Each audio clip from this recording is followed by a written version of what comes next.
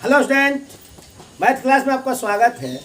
आइए आज हम लोग पढ़ेंगे, बहुत ही महत्वपूर्ण चैप्टर है क्लास 9 के लिए, पाठ 13.3। देखिए, इस चैप्टर में शंकु का जिक्र किया गया है। तो हम ये एक्सरसाइज बनाने से पहले आपको थोड़ा बेसिक चीज़ बताते हैं शंकु के बारे में, उसके बाद ही हम लोग एक्सरसाइज की तरफ चलेंगे। देखिए, शंकु आपने बहुत सारा घर पे या बाहर जाते होंगे ना, तो ऐसे चीज देखे होंगे। देखे हैं क्या, बताइए? जोकर का टोपी देखे हैं, बर्थडे टोपी देखे हैं, बूटा खाए हैं, बूटा, या फिर गुल्फी खाए हैं? अरे बोलिए एक बार ना। तो जब खाए हैं तो इसी आकार का होता है। अगर इसको ऐसे घुमा दें, इसको ऐसे ऐसे घुमा दें तो आपको पता चलेगा गुल्फी टाइप हो गया। तो शंकु यानी जिसका शिखर जानते हो नुकीला, जिसका शिखर क्या हो, नुकीला हो, उसको शंकु बोलते हैं। ठीक है। अब शंकु में देखिए, जो इसका आधार होता है ना, वो वृत्ताकार होता है। क्या होता है? वृत्ताकार। तो वृत्ताकार है तो केंद्र से अगर दोनों परिधि को छुए, यहाँ केंद्र हो सकता है ना, इधर भी परिधि और इधर भी परिधि छुए, तो केंद्र से होकर दोनों परिधि को छुए से व्यास कहते हैं। ये तो पता है ना आपको। आ केंद्र से होकर एक परिधि को छुए से क्या कहते हैं? त्रिज्या कहते हैं ना। तो त्रिज्या आर होता है, व्यास डी होता है, पता है। लेकिन शंकु में ऊंचाई दो तरह का होता है। क्लियर है? ऊंचाई कितने तरह का? दो तरह का होता है।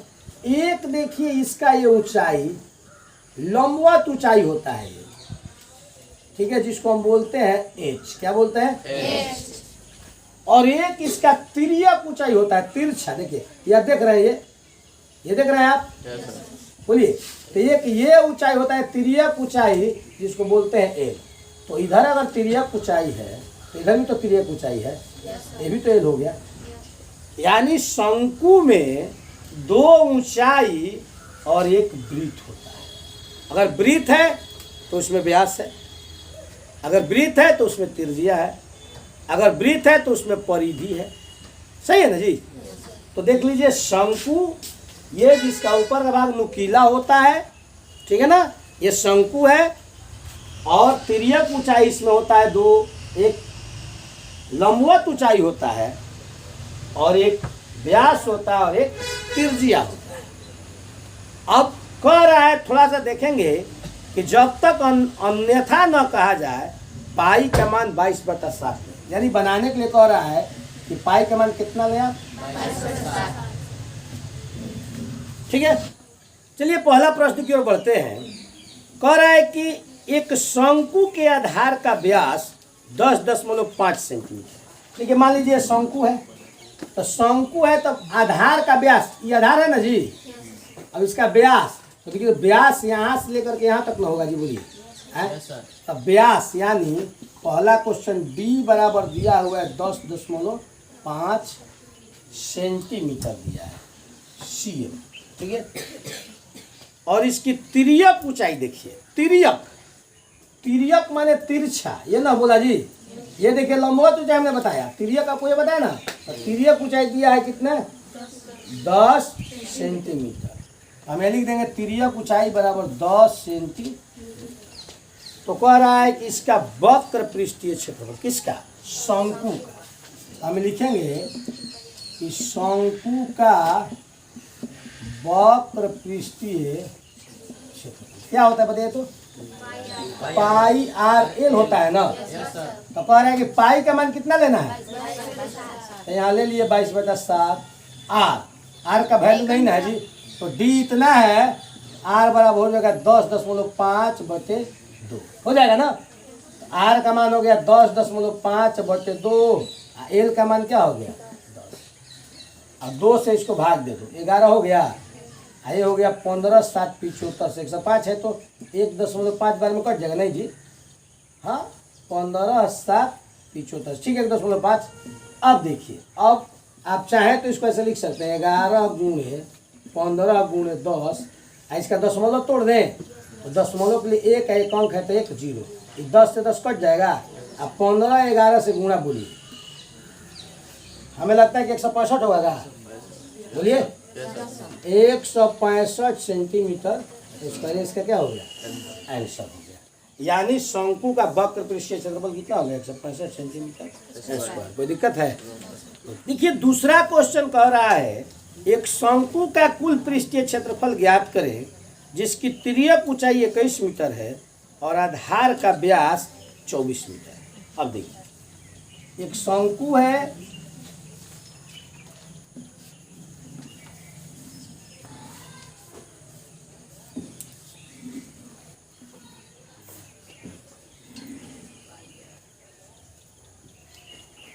ठीक है, जिसकी तिर्यक ऊंचाई, यह तिरछी ऊंचाई 21 मीटर है और आधार का व्यास, पूरा व्यास है 24 मीटर। तो पहले लिख लेंगे शंकु का व्यास 24 मीटर, तो शंकु का त्रिज्या कितना हो जाएगा? 24/2 यानी 12 मीटर। व्यास का आधा त्रिज्या होता है ना जी। ए बाबू ए बोर्ड पे देखो, बोर्ड पे देखो, उसके कॉपी मत देखो ना, यहाँ देखो ना। अरे ऐसा समझा रहा है कि तुरंत दिमाग के अंदर फिट बैठ जाएगा, फिर भी इधर उधर क्या करना है। कह रहा है कि व्यास, आधार का व्यास, देखिए आधार वृत्ताकार है ना, इसका व्यास 24 है, तो व्यास का आधा त्रिज्या हो गया ना। अब कह रहा है कि तिर्यक ऊंचाई, अब तिर्यक ऊंचाई 21 मीटर, तिर्यक ऊंचाई, तिर्यक ऊंचाई को एल बोलते हैं ना जी। एल बराबर कितना है? 21। तो कह रहा है शंकु का कुल पृष्ठीय क्षेत्र, यही ना है? बोलिए तो शंकु का कुल पृष्ठीय क्षेत्रफल क्या होता है बताइए? पाई आर एल प्लस, यही ना होता है? देख लीजिए शंकु का कुल क्षेत्रफल तो है पाई आर एल प्लस, तो सारा चीज तो आपके पास मौजूद है, तो मान रख दीजिए। पाई का मान 22/7, आर का मान कितना है? 12, एल प्लस आर, एल का मान हो गया आपका 21 तिरछी ऊंचाई और आर हो गया 12, यही ना है? तो 22/7 12, जोड़ने पर 2 1 3 2 1। आप देखिए तो गुणा कीजिए इसको, गुणा कितना आएगा बोलिए? गुणा करके उसमें 7 से क्या कर लीजिए? भाग कर लीजिए, आएगा जो क्या हो गया? आंसर आपका हो गया। 22 से और 12 से पहले गुणा कीजिए आप। 22 दूनी 44 और 22, 4 6 2, फिर कर लीजिए 3 से, 3 12, 36 18 19, 36 12 हो गया, 1 36 18 19, 3 दूनी 6 7, यही ना होगा जी। फिर 2 9 2 9 2 11, 9 7 16 1 17 17, इतना होगा क्या बताइए? तो 8 7 1 2 होगा। देख लो आप लोग चेक करके, 8 7 1 2 भागे 7, ये हो गया मीटर स्क्वायर। चाहो तो इसको भाग भी दे सकते हो, ठीक है ना? चाहो तो इसको भाग दे के दशमलव में भी तोड़ सकते हो, और इतना भी लिखोगे तो कोई दिक्कत नहीं होने वाला है, क्योंकि जब 10 क्लास में आप चलोगे ना तो इसको भाग नहीं देना होता, जितना आगे ना उतना ही छोड़ दो। मीटर में है तो मीटर में, सेंटीमीटर में है तो आपको पता है ना कि क्षेत्रफल हमेशा स्क्वायर में होता है, ठीक है ना, और आयतन हमेशा क्यूब में होता है। इसको पढ़ के रखना है, ठीक है ना? चलिए नोट कीजिए। चलिए तीसरा क्वेश्चन देखते हैं। कह रहा है कि एक शंकु का वक्र पृष्ठीय क्षेत्रफल 308 सेंटीमीटर स्क्वायर है और इसकी तिर्यक ऊंचाई 14 सेंटीमीटर है, तो ज्ञात करना है। यानी एक शंकु है, इसकी तिर्यक ऊंचाई दिया हुआ है कितना? 14 सेंटीमीटर। तो देखिए तो शंकु का तिर्यक ऊंचाई एल बराबर दिया हुआ कितना जी? 14 सेंटीमीटर। अब दिया है शंकु का वक्र पृष्ठीय क्षेत्रफल पाई आर एल, ये ना होता है? तो शंकु का वक्र पृष्ठीय क्षेत्रफल आपका दिया हुआ है 308 दिया हुआ है, तो यहाँ लिख देते हैं 308। पाई का मान 22/7। आर का वैल्यू निकालना है, दिया है कि आधार की त्रिज्या ज्ञात करें। आर छोड़ दीजिए, एल का मान दिया है 14, तो भाग दीजिए 7 दूनी, तो ये हो गया 308 और 22 दूनी 44 और गुणे आर हो गया ना जी। आर गुणा है तो क्या हो जाएगा, 308 भागे 44 कितना बार में कटेगा, 7 बार में, तो 7 बार में कट जाएगा। आर बराबर हो गया 7 सेंटीमीटर, आ गया ना जी। अब दूसरा कह रहा है इसमें कि शंकु का कुल पृष्ठीय क्षेत्रफल ज्ञात करें, तो यहाँ ज्ञात कर दे क्या, शंकु का कुल पृष्ठीय क्षेत्रफल बराबर क्या होता है जी, पाई आर एल प्लस, यही ना होता है। तो पाई का मान 22/आर, आर का वैल्यू क्या आया है 7, एल का वैल्यू ऊपर 14 है ना, आर का 7, 7 से 7 कट जाएगा, तो 22 यहाँ कुछ नहीं है तो गुणा है ना जी, 22 7 क्या, 14 7 21, गुणा करने पर 462 सेंटीमीटर आपका आंसर हो गया। ठीक है, नोट किया जाए। आइए चौथा क्वेश्चन देखते हैं। शंकु के आकार का एक तंबू 10 मीटर ऊंचा है। तंबू देखे हो, इसमें बांस का ऐसे लगाया रहता है चुपने से, उसको खड़ा किया रहता है तंबू। तो कह रहा है तंबू है ना, मान लीजिए तंबू है शंकु आकार का, इसकी ऊंचाई देखो अब यहाँ दिया हुआ है, ये ऊंचाई दिया हुआ है 10 मीटर। आप समझिएगा ध्यान से, तिर्यक ऊंचाई नहीं दिया है, क्या दिया है, ऊंचाई दिया है। और इसके आधार की त्रिज्या 24 मीटर है, और जो इसकी त्रिज्या है, त्रिज्या केंद्र से होकर परिधि को छुए, ये है 24 मीटर। ठीक है ना। तो ज्ञात कीजिए तंबू की तिर्यक ऊंचाई। देखिए अब कह रहा है कि ऊंचाई दिया हुआ है और आधार दिया हुआ है, त्रिज्या दिया हुआ है, तो तिर्यक ऊंचाई ज्ञात कीजिए। एल बराबर क्या हुआ, एल बराबर ज्ञात करना है ना। आइए पहले लिख लेते हैं। शंकु की ऊंचाई दिया हुआ है 10 मीटर, शंकु की त्रिज्या दिया हुआ है 24 मीटर, तो निकालना है शंकु की तिर्यक ऊंचाई एल बराबर। तब देख सकते हैं जब ये ऊंचाई है, इसका मतलब कि समकोण है।